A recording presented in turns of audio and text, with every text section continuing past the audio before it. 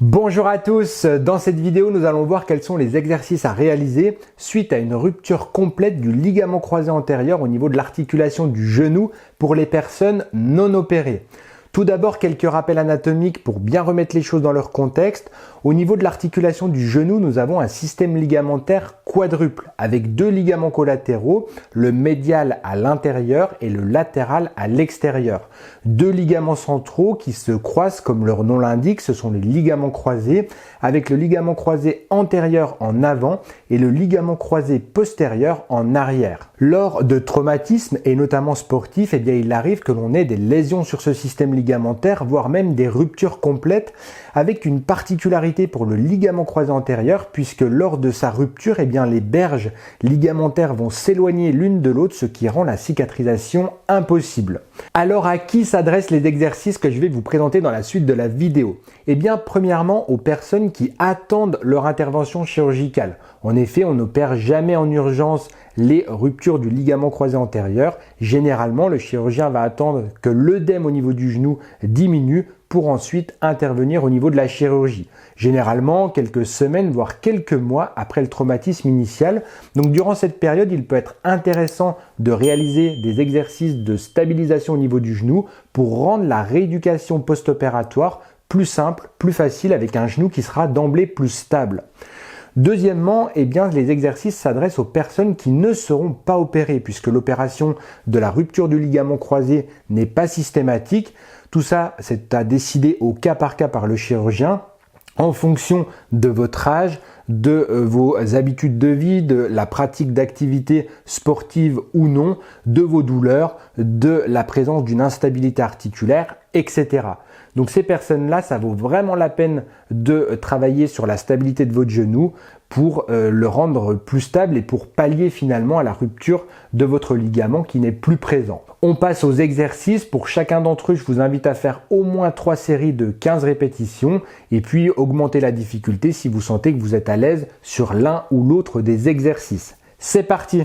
Premier exercice, il s'agit de l'automobilisation en flexion-extension.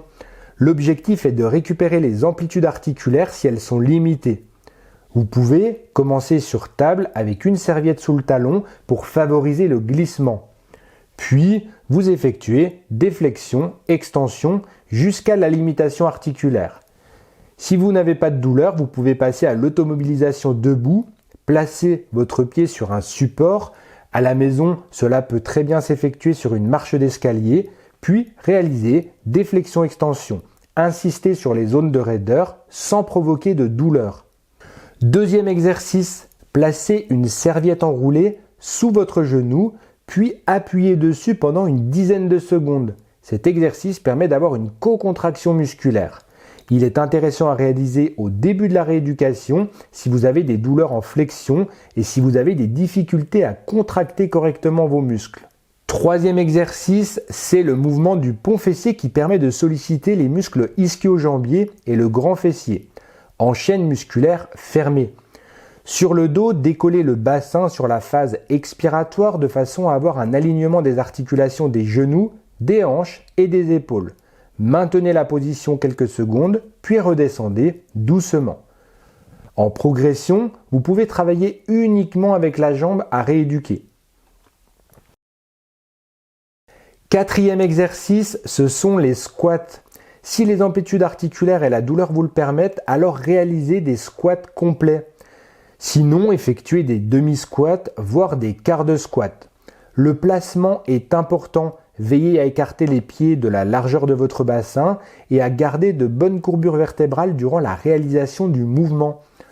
En progression, vous pouvez placer un élastique autour de vos jambes de façon à stimuler les muscles moyens fessiers. Cinquième exercice, ce sont les fentes avant.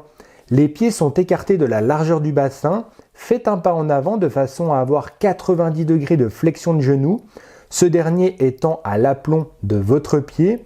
Le genou en arrière est près du sol et vous êtes en appui sur les orteils concernant la jambe de derrière. Revenez ensuite en position initiale grâce à une contraction de la jambe en avant. Durant tout le mouvement, gardez bien le buste stable. Sixième et dernier exercice, il s'agit de la proprioception. Il vise à travailler la stabilité active et la synergie des contractions musculaires. C'est le toucher de cible. Vous allez vous placer en appui sur la jambe à travailler, le genou légèrement fléchi et avec l'autre jambe, vous touchez des cibles réparties devant, à gauche, à droite, etc. De cette façon, vous allez déstabiliser votre corps et solliciter vos muscles pour maintenir votre équilibre. Voilà pour cette vidéo qui, je l'espère, vous a plu. Si c'est le cas, un pouce en l'air et abonnez-vous à la chaîne si ce n'est pas encore fait. Si vous avez des questions, ça se passe dans les commentaires de la vidéo. Je vous dis à très bientôt dans un prochain contenu. En attendant, prenez soin de vous et de votre santé. Ciao, ciao!